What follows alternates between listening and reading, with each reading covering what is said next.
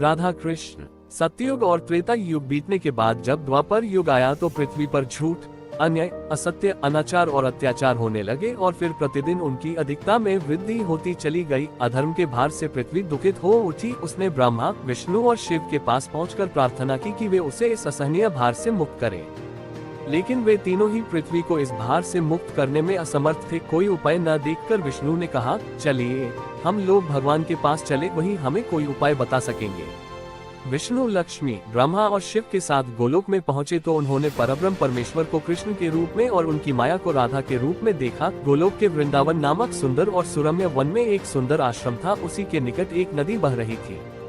विष्णु ने परब्रह्म परमेश्वर को पृथ्वी के दुख की गाथा सुनाई तो उन्होंने कहा, मैं पृथ्वी के दुख से परिचित हूँ। पृथ्वी को भारमुक्त करने के लिए शीघ्र ही मैं ब्रज में कृष्ण के रूप में अवतार लेने वाला हूँ। मैं वासुदेव की पत्नी देवकी के गर्भ से जन्म लूंगा और क्योंकि मैं अपनी माया से और मेरी माया मुझसे पृथक नहीं रह सकती, इसलिए मेरी माया राधा के रूप में बरसाने में वृषभानु गोप के घर में जन्म लेगी और उसके बाद मैं पृथ्वी को इस भार से मुक्ति दिलाने का प्रयास करूंगा। क्योंकि एक एक पापी का वध करना कठिन है, इसलिए मैं ऐसा उपाय करूंगा कि संसार के समस्त पापी स्वयं ही लड़ भिड़ कर पृथ्वी को भारहीन बना दे। आप लोग निश्चिंत होकर अपने अपने को पधारिए और मेरे आदेशों को प्रतीक्षा कीजिए।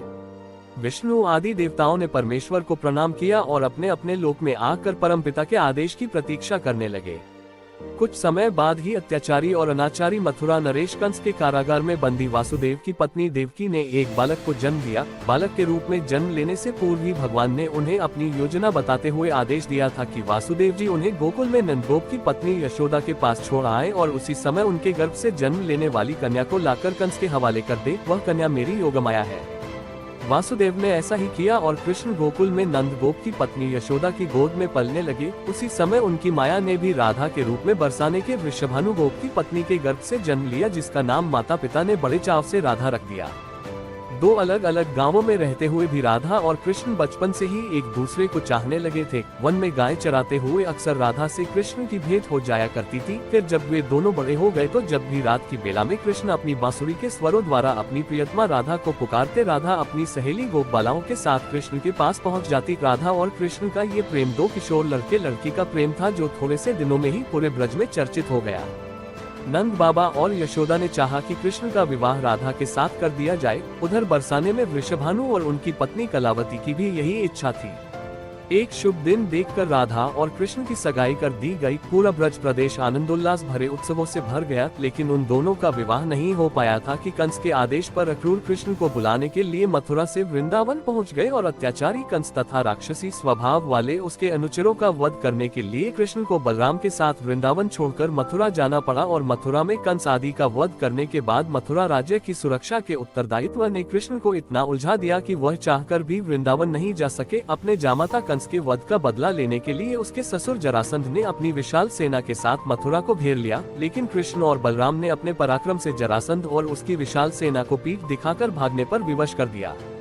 लेकिन जरासंध पराजित होकर भी शांत नहीं बैठा। उसके कई बार मथुरा पर आक्रमण किए। मथुरा एक छोटा सा राज्य था और मथुरा नगर को सुरक्षित स्थान पर नहीं बसाया गया था। अतः कृष्ण ने मथुरा छोड़कर अन्य कहीं जाने का निश्चय कर लिया और जरासंध की विशाल सेना के बीच से मथुरा वासियों को सुरक्षित निकालकर हजारों योजन दूर भारतवर्ष के पश्चिमी सागर तट पर ले गए और द्वारका नगर की स्थापना करके एक शक्तिशाली यादव राज्य स्थापित कर दिया।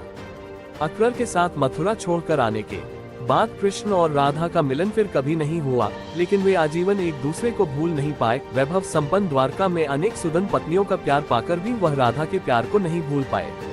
और संसार आज भी राधा कृष्ण के प्रेम को एक आदर्श प्रेम के महान तथा अमर प्रतीक के रूप में याद करता है। उनकी मूर्तियां भारत के मंदिरों में ही नहीं विदेशों में भी अनेक मंदिरों में प्रतिष्ठित है और लोग बड़े